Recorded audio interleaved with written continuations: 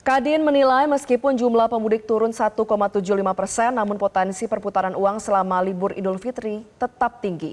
Berbagai stimulus diantaranya adalah diskon transportasi, ini turut mendorong pergerakan pemudik. Survei Kementerian Perhubungan menunjukkan potensi pergerakan masyarakat pada momen mudik Idul Fitri tahun ini diperkirakan mencapai 143,9 juta orang atau 50,6% dari total populasi Indonesia.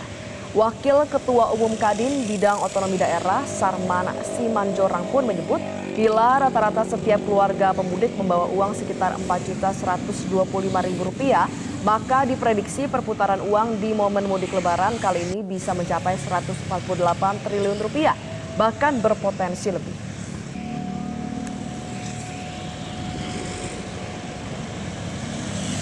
Kami melihat gini Leo, bahwa mencapai perputaran uang itu bisa mencapai 140 triliun memang kita lihat bahwa hitung-hitungan kami adalah 143,9 juta orang itu setara dengan 35.975.000 kepala keluarga dalam hal ini, dengan asumsi satu keluarga itu 4 orang. Nah, tahun yang lalu kami perkirakan setiap keluarga itu membawa uang sekitar 3.750.000. Tapi tahun ini kita naikkan sekitar 10%, maka setiap masyarakat kita itu kita asumsi paling rendah membawa uang sekitar 4.125.000, itu dikalikan dengan 35.975 keluarga, maka kita temukan di angka 148 triliun dalam hal ini. Tapi ini angka kita adalah angka yang moderat, yang paling rendah. Hal ini masih bisa berpotensi ya apabila memang masyarakat kita naik saja sekitar 4.500.000 saja membawa uang, itu berpotensi 161 triliun. Jadi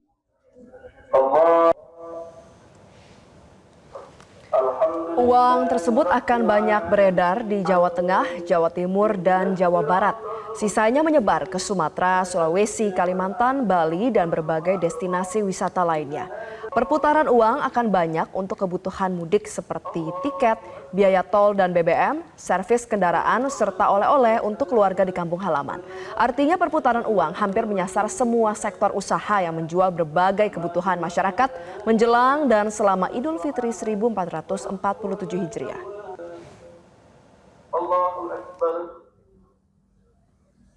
Perputaran uang ini memang hampir menjembar ke seluruh sektor usaha, Leo. Ya, katakanlah misalnya seperti biasa, ya ketika mau mudik tentu akan ada belanja untuk biaya tiket, yang akan menggunakan transportasi umum, kemudian juga pembelian biaya BBM, ada servis kendaraan, sampai juga oleh-oleh untuk keluarga.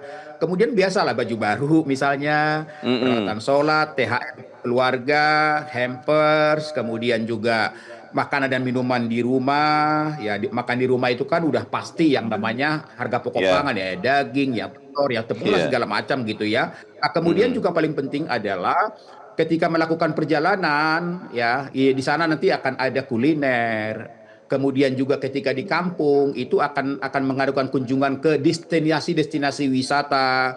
Di sana akan ada UMKM kita yang menjual makanan minuman khas daerah, pernak-pernik daerah, kain khas daerah. Nah, ini akan menyebar ke seluruh sektor usaha, dan kita harapkan bahwa perputaran uang ini akan mampu mendongkrak pertumbuhan ekonomi daerah, kemudian juga akan memberikan kontribusi terhadap pertumbuhan ekonomi nasional.